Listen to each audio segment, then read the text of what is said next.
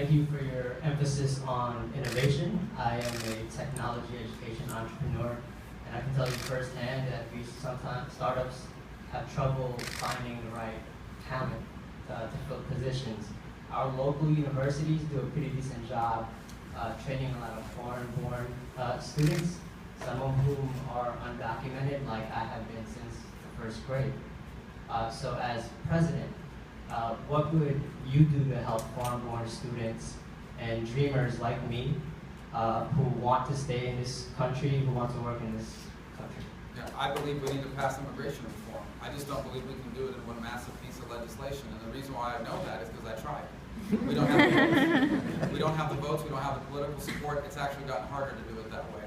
I think the only way forward is to say to the American people, we recognize that we have 11 or 12 million people in this country illegally, but we're going to stop the problem from continuing to grow. From this point forward, this is not going to happen again. So step one has to be to prove that we've brought illegal immigration moving forward under control.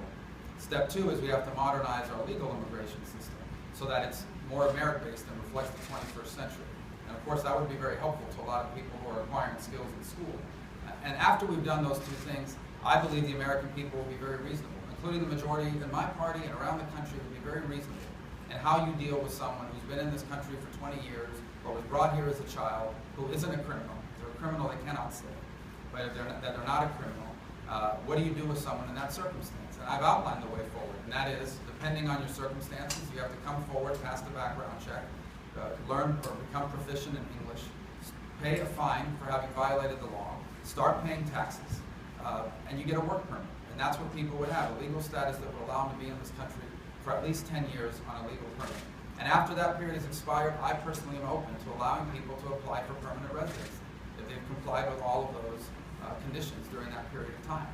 That I think will have majority support in this country, but not until we've proven to people that this is never going to happen again. And that's the big impediment we're facing now, is people are saying, we have 12 million today, if you do this the wrong way, you'll have another 12 million 10 years from now. And that's what's holding us back. This is the last question, sorry. Bienvenido a